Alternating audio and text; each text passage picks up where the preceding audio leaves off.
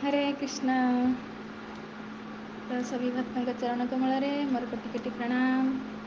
वंशा कल्पतरुभ्यश्च कृपा सिन्धुभ्येव च पतितानां पावनेभ्यो वैष्णवेभ्यो नमो नमः। जय अनंत कोटि वैष्णव वृंद की जय। जगत गुरु श्रील प्रभुपाद की जय।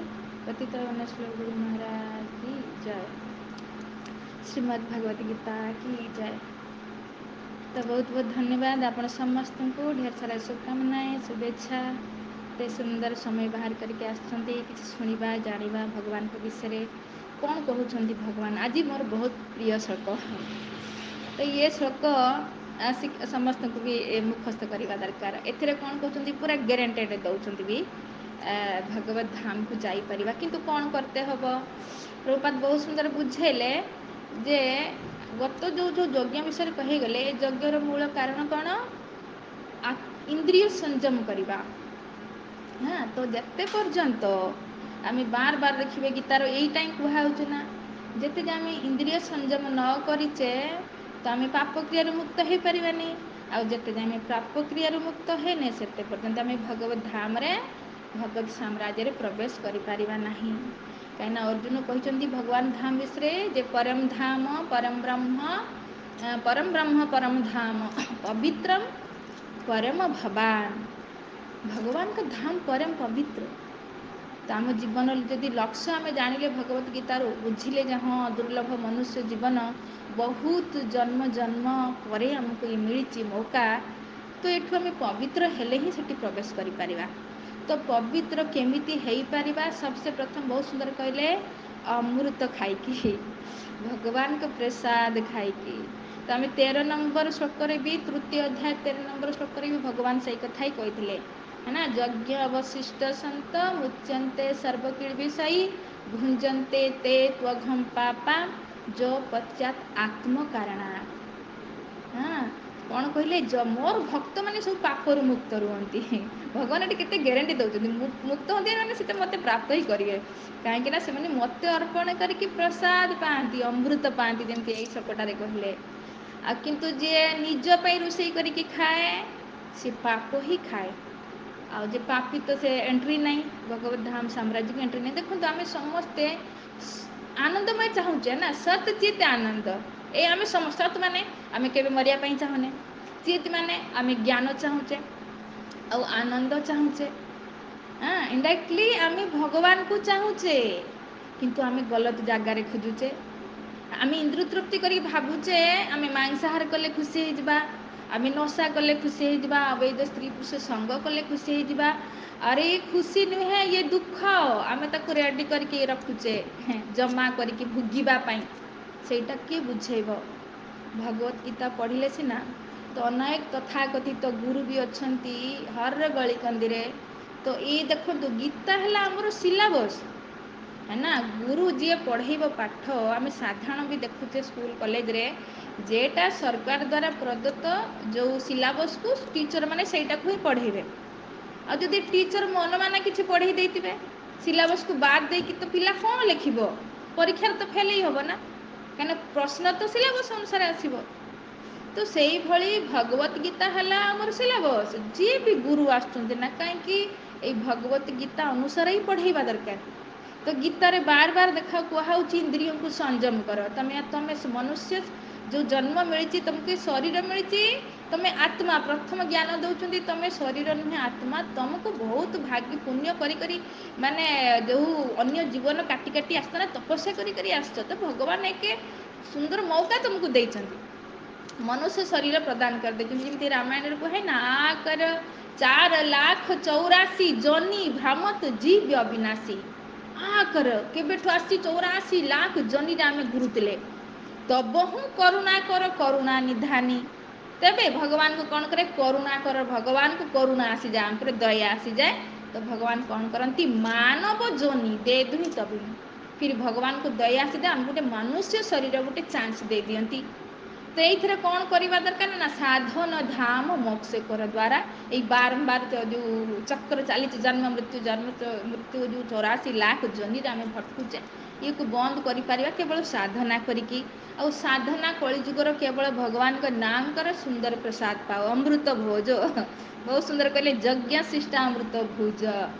हाँ यज्ञ माने भगवान को पाई जेटा करा जाए तो भगवान को अर्पण करके बस प्रसाद को खाओ तो हो गला पवित्र तो बस भगवत धाम को आम जीवाई रेडी हो गले किंतु एतिक कथा कहीं शिखौं ना आप देखु बड़े बड़े गुरु साजुंट बहुत बड़ बड़ से अनुष्ठान संस्था किंतु तांकर शिष्य कौन कर सी भावुं आम गुरु धरचे आमर भी उद्धार हो कौन भगवत गीता आम से माने गुरु भगवान गीता को मानती कृष्ण को भी मानुंट किंतु कथा को मानु ना हाँ आमर कृष्ण यही गीतार श्लोक अनुसार कथा तांकर मैच होउची कि होउनी तो गीतार तो बार बार भगवान कहते मन इंद्रिय को संयम कर आ केतले प्रसाद खाओ। हाँ भगवान केते सुंदर आमको आइडिया भी दौरान मन इंद्रिया को संयम कर पारुन जीव अनेक जन्म खाई खाई आसी हाँ तो कौन अन्य जीव को तो सही संस्कार रही जेटा कि मनुष्य जीवनर ये नुहे माने पशु आहार करवा नुहे ये नियम नुहे शास्त्र कहुनी। हाँ बहुत सुंदर उदाहरण दियंती जेमिति जे माने शाकाहारी भोजी से माने ओठरे माने पानी पियंती जे माने जीभरे पानी पियंती से हेले मांसाहारी से माने तो आमे जदि उठरे पिउचे आमे मनुष्य ना आमे उठरे पिउचे जेमिति गाई उठरे पिए हरिण आमर घोड़ा केते केमती पशु अछंती से माने ओठरे माने ओठरे पानी पियंती ताने आमे बुझु से माने शाकाहारी तो से माने देखो मांस ताका आगर को से केबे स्वीकार करिवेनी तो सही भली आमे मनुष्य भगवान एते सुंदर बुद्धि देइचंती आमे उठरे पानी पिउ एउटु बुझवा दरकार आम शरीर भी गढ़ा होइछि शाकाहारी पाई किंतु जदि आमे मांसाहार खाइबा तो कौन हम ना आम रिटर्न पुणी पशुजनी को पलैबा एटा किए कह गुरु धरीचे किंतु शिष्य को एतिक शिक्षा दौना सी भावुं आमर उद्धार हो। हाँ गीता कौन कहूँ गुरु गीता अनुसार पाठ पढ़ेब गीतार बार बार एक कथा कहूँ इंद्रियों को बस में कर मन का सबसे बड़ा इंद्रिय तो जिभा तार मध्य जिभा अति लोभमय सुदुर्मति। हाँ ये जिभा ही आमको संसार भसई तो बहुत सुंदर भागवतर पंचम स्कंदरे आमर ऋषभ भगवान तांकर जो 100 पुत्र को प्रवचन दौरान बहुत सुंदर से कहते कौन जे नूनम प्रमातम कुरुते विकर्म यदि इंद्रिय प्रीतया प्रणति न साधु मन्ये यतात्मनोयम असानपि क्लेशदास देह।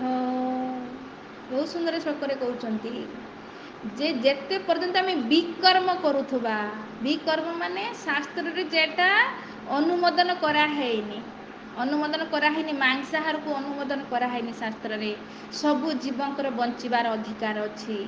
हाँ से मानकु से शरीर मिली से काटी काटी आसुचंती तांको भी मनुष्य शरीर मिलिबो आमे भी सही बड़ी शरीर काटी काटी आसे तो आमर कौन सी अधिकार नहीं गोटे जीव को हत्या करके जदि कले कौन हम ना क्लेश आस देह तुमको गोटे देह मिल जेटा केवल क्लेशपूर्ण हम शरीर तो गोटे मिल केवल कष्ट मिल कौ शरीर पशु मान शरीर कौन खाऊं कौटी रोच जंगल रे से आत्मा किंतु आज से शरीर चलीगले कहीं ना मनुष्य जीवन चान्स मिलता गीता अनुसार पाठ पढ़ेनि आ जदि भी गुरु गोटे गोटे ग्रहण कले सी भी गीता अनुसार पढ़ेनि तो कौन है आम जीवनटा जेहेतु पशु भाया बीतई देते तो अगला जन्म पशु मिलगला से बार बार कहते इंद्रिय प्रीति करने मनुष्य जीवन मिलनी हे पुत्र ऋषभ भगवान कहते हे पुत्र इंद्रिया को प्रीति करने तुमको ये मनुष्य जीवन मिलना मनुष्य जीवन कौन पाई मिलूँ। हाँ तप दिव्यम दिव्य तपस्या करने कलिजुगर कौन तपस्या इंद्रिय को संयम करवा यहाँ ही तपस्या इंद्रिय संयम हो पार जिते आम केवल अमृत भोज भगवान को अर्पण करके प्रसाद पाइबा तो से निश्चय आम जो इंद्रिया को आम भस्म कर न कौन हम आनंद तो चाहूते किंतु देखा दुख को निमंत्रण करुचे आमे भावुचे आमे मांसाहार करके बेश्यालय जाइकी मदिरा पान करके सुख भोग करचे ना ये केते दिन बाबा सुख ये सुख नुहे ये कहती बहुत सुंदर रजधिका कर्मपरा दुखे च सुख मानिन ରଜଗୁଣର ଏତେ ପ୍ରଭାବ ପଡ଼ିଯାଇଛି ଆମ ଉପରେ, ତ ଆମେ ଦୁଃଖଟାକୁ ସୁଖ ବୋଲି ମାନୁଛେ। ଦୁଃଖ ମାନେ ମାଂସାହାର ମାନେ ଦୁଃଖ। ଇଏ ବର୍ତ୍ତମାନ କେତେ 5 ମିନିଟ୍ ଖାଉଛେ ନା, ଆନନ୍ଦ ଲାଗୁଛେ ନା, ଇଏ କେତେ ଜନ୍ମର ମାନେ ଦୁଃଖ ଭୋଗିବା ପାଇଁ ଆମେ ତ ଡିପୋଜିଟ୍ କରିଦେଲେ। ଏକ ତ ନର୍କ ଭୋଗ, ତାପରେ ପୁଣି 84 ଲାଖ ଶରୀର। କେତେ ବିଚାର କରିବା ଦ୍ୱାରା ଆମେ କେତେ ଘାତକ ପରିସ୍ଥିତିକୁ ନିମନ୍ତ୍ରଣ କରୁଛେ। ଆମେ ବୁଝିବା ଯଦି କେତେ ଘାତ ପରିସ୍ଥିତି, ଇଏ କେତେବେଳେ ହେବ ଯଦି ବେଳେବେଳେ ଭାବେ ଯଦି ପ୍ରଭୁପାଦ ନ ଆସିଥାନ୍ତେ ଆମ ଜୀବନରେ, ଯଦି ଭଗବତ ଗୀତାକୁ ନ ପଢ଼ିଥାନ୍ତେ, ଆମର କ'ଣ ହେଇଥାନ୍ତା? କେବେ ବିଚାର କରନ୍ତୁ। କାହିଁକିନା ଆମେ ମନୁଷ୍ୟ ଜୀବନ ମିଳିଛି, ଆମେ ଏଠି ପରମାନେଣ୍ଟ ନୁହଁ।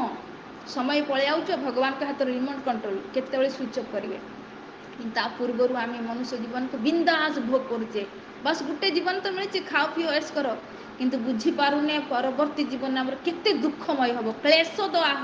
ସ୍ୱୟଂ ଭଗବାନ ଋଷଭଦେବ କହୁଛନ୍ତି, ଯଦି ମନୁଷ୍ୟ ଜୀବନ ହେଇକି ତମେ ଇନ୍ଦ୍ରିୟା ତୃପ୍ତିରେ ବ୍ୟସ୍ତ ରହିଲ, ତାହେଲେ ଆଗଲା ଜୀବନ କ୍ଲେଶଦ ଦେହ। ଗୋଟେ ଦେହ ତ ତମକୁ ମିଳିବ, କିନ୍ତୁ କେବଳ ଦୁଃଖଦାୟୀ ଦେହ ମିଳିବ। ଆଉ ଦେଖୁନାହାନ୍ତି ଆପଣ କୁକୁରମାନଙ୍କୁ ଦେଖନ୍ତୁ, କି ଜୀବନ ତାଙ୍କୁ ଦେଖିବେ ନା ଆପଣଙ୍କ ରୁହ କାଁପୁଡ଼ିଯିବ। ଆପଣ ଗରମ ଲାଗୁଛି, ଆପଣ ଫ୍ୟାନ୍ ତଳେ କି ଏସି ଲଗେଇ ଶୋଇ ପଡ଼ୁଛନ୍ତି। ମନୁଷ୍ୟ ଜୀବନରେ ଭଗବାନ ଗୋଟେ ସୁନ୍ଦର ବ୍ୟବସ୍ଥା ଦେଇଛନ୍ତି, ଆମେ ଟିକେ କମ୍ ସେ କମ୍ ଭଲରେ ରହିପାରୁଛେ। କି ଅବସ୍ଥା ସେମାନଙ୍କର ଚିନ୍ତା କରନ୍ତୁ। ଇଏ ଯେ ତକ ଗରମି ମେ କେଉଁଠି ଛାୟା ପାଉନାହାନ୍ତି, ନା ଖାଇତେ ଗଣ୍ଡେ, ସେଇଥର କେଉଁଠି କ'ଣ ତାଙ୍କ ଶରୀରର ଅବସ୍ଥା। କାଲି ମୁଁ ଦେଖିକି କାନ୍ଦ ମାଡ଼ୁଥିଲା, ପ୍ରଭୁ ଆଜି ଦେଖ କି ଅବସ୍ଥା। କାହିଁକି ନା ମନୁଷ୍ୟ ଜୀବନ ଯେତେବେଳେ ମିଳିଥିଲା, ନା ଗୀତାର ସାହାରା ନେଲେ, ନା କୌଣସି ସାଧୁ ସନ୍ତଙ୍କ ସଙ୍ଗ କଲେ, ତ ବାସ୍ ମନେ ମନେ ଆଚରଣ କଲେ। ଆଜି ଦେଖନ୍ତୁ କି ଅବସ୍ଥା। ତ ଯେମିତି ଆମମାନଙ୍କର ସେଇ ଅବସ୍ଥା ନ ହେଉ, ଆମେମାନେ ଯେ କାରଣ ସାଧୁ ସଙ୍ଗରେ ଆସିଯାଇଛେ। ଦେଖନ୍ତୁ ଏଠି ଆମେମାନେ ମନ କଥା କହୁନେ, ସ୍ୱୟଂ ଭଗବାନ କହୁଛନ୍ତି ଏଠି। ତ ଆମେ ଆନନ୍ଦ ତ ଚାହୁଁଛେ ନା, ଯଦି ଆନନ୍ଦ ଚାହୁଁଛେ ତ ଭଗବାନଙ୍କୁ ପ୍ରସାଦ ପାଇବା। ଆଉ ପ୍ରସାଦ ଏତେ ଅମୃତ, ସତ କଥା ମୁଁ କାଲି କହୁନଥିଲି ନା, ମୁଁ ସବୁବେଳେ ଆକଣ୍ଠ ଖାଇଦେଉଛି।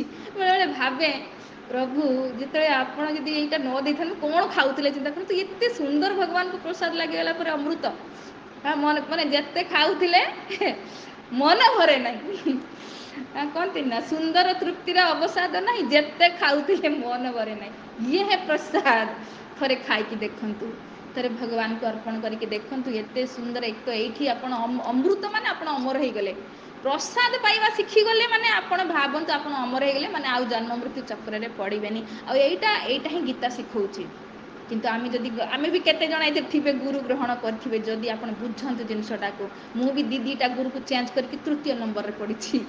ତ କାହିଁକି ନା ଆମ ମନରେ ଗୋଟେ ଭ୍ରାନ୍ତ ଧାରଣା ପଶିଥାଏ, ଆରେ କାଳେ ଯଦି ତାଙ୍କୁ ଚେଞ୍ଜ କରିବା ଆମର ଅପରାଧ ହେଇଯିବ, ନର୍କରେ ପଡ଼ିବା। ଆରେ ନାଇଁ, ଗଲତ ଗୁରୁଙ୍କୁ ଯଦି ଧରିଥିବ ତ ନର୍କରେ ନିଶ୍ଚୟ ପଡ଼ିବ। ଅବୈଷ୍ଣବ ଉପଦିଷ୍ଟେନ ମନ୍ତ୍ରେଣ ନିରୟ ବ୍ରଜେତ୍। ଶାସ୍ତ୍ର କହୁଛି, ଯଦି ବୈଷ୍ଣବ ନୁହେଁ, ବିଷ୍ଣୁଙ୍କର ଭକ୍ତ ନୁହେଁ, ଗୀତା ଅନୁସାରେ ସେ ଜୀବନକୁ ବିତେଇ ନାହାନ୍ତି କି ଶିଖେଇ ନାହାନ୍ତି, ତ ତମେ ଯଦି ତାଙ୍କ ଉପଦେଶ ନ ଲ ତ ନିଶ୍ଚୟ ନର୍କରେ ପଡ଼ିବ। ଇଏ ବୁଦ୍ଧିମାନ। ଆମେ ସାଧାରଣ ଯଦି ଦେଖନ୍ତୁ, ଛୁଆକୁ ସ୍କୁଲରେ ପଢ଼ଉଛେ କି ଗୋଟେ ଟ୍ୟୁସନ୍ ପଢ଼ଉଛେ, ଯଦି ସେଠି ଭଲ ପାଠ ନ ପଢ଼ିଲେ ଚେଞ୍ଜ କରୁଛେ ନା। ସେତେବେଳେ କ'ଣ ଭାବୁଛେ କି ନାଇଁ ଅପରାଧ ହେଇଯିବ, କାଳେ ସେ ଖରାପ ଭାବିବ, ଭାବୁଛେ ନା। ଆରେ ଆମ ଛୁଆର ମଙ୍ଗଳ ଦେଖିବା ନା, ତାର ଦେଖିବା। ତୁ ପାଠ ଭଲ ପଢ଼ିଲାନି, ଆମେ ପଢ଼େଇବା କେରକ। ଡାକ୍ତର ଚେଞ୍ଜ କରୁଛେ ରୋଗ ଭଲ ନ ପଡ଼ିଲେ, ସେଇଭଳି ଗୁରୁ ଚେଞ୍ଜ କରିପାରିବେ। ବହୁତ ଲୋକ ଏମିତି ମାନେ ଭ୍ରାନ୍ତ ଧାରଣାରେ ଥାଆନ୍ତି, ଭୟ। ଆରେ ସେ ଶିଖେଇଛି କ'ଣ, ଗୀତା ଅନୁସାରେ ପାଠ ପଢ଼େଇନି, ସିଏ ନର୍କ ଯାଉଛି ତମକୁ ନେଇଯିବ। ତ ସେ ବି ବୁଦ୍ଧିମାନୀ ହେବା ଦରକାର। ଆମେ ପରୀକ୍ଷା କରିବା ଦରକାର, କ'ଣ ଆମେ ଗୀତା ଭଗବାନ ଏଠି ଧୋକା ଦେବା ପାଇଁ କିଛି କହିନାହାନ୍ତି, ଏ ବୁଝିବା ଆଗେ ଦରକାର। ଭଗବାନ ଯାହା କହୁଛନ୍ତି, ଗୁରୁ ସାଧୁ ସେଇ କଥାଟିକୁ ବାସ୍ ରିପିଟ୍ କରିବେ। ବାର ଭଗବାନ କହୁଛନ୍ତି ମୋର ପ୍ରସାଦ ଖାଅ। ତ ବାସ୍ ଯଦି ଯିଏ ଗୁରୁ ସେ ପ୍ରସାଦ ଖାଇବା ପାଇଁ କହୁଛି ବା ଶିଖଉଛି କେମିତି ଆପଣ ଖାଇବେ, ତ ସେ ହିଁ ବାସ୍ତବିକ ଗୁରୁ। ତ ପ୍ରସାଦ ଖାଇଲେ ଏଇ ଜୀବନରେ ପବିତ୍ର ହେଇଯିବା, ଆଉ ଆନନ୍ଦମୟ ସ୍ଥିତିକୁ ଆମେ ଯିବା ପାଇଁ। କେତେ ସୁନ୍ଦର ପ୍ରଭୁପଦ ଲାଷ୍ଟରେ କହିଲେ ନା, ମନଟା ଖୁସି ହେଇଯାଉଛି ଶୁଣିକି। ଶେଷରେ ସେ ଭଗବାନ ଶ୍ରୀକୃଷ୍ଣଙ୍କର ସଙ୍ଗ ଲାଭ କରି ଶାଶ୍ୱତ ଦିବ୍ୟ ଭଗବତ ଧାମରେ ପ୍ରବେଶ କରେ। ତ ଆମେମାନେ ଏଇଟା ହିଁ ଚାହୁଁଛେ, ଆପଣମାନେ ସମସ୍ତେ ସେ ଦିବ୍ୟ ଧାମରେ ପ୍ରବେଶ କରନ୍ତୁ। ଆନନ୍ଦ ଚାହୁଁଛନ୍ତି ନା, ତ ଆନନ୍ଦ ଆଳକୁ ଯିବା ପାଇଁ କିଛି ତ କରତେ ପଡ଼ିବ। ବାସ୍ ପ୍ରସାଦ ପାଆନ୍ତୁ ଆଉ ନାମ କରନ୍ତୁ। ଠିକ୍ ଅଛି, ସମୟ ହେଇଯାଇଛି। ହରେ କୃଷ୍ଣ କୃଷ୍ଣ କୃଷ୍ଣ ହରେ ହରେ, ହରେ ରାମ ରାମ ରାମ ହରେ ହରେ।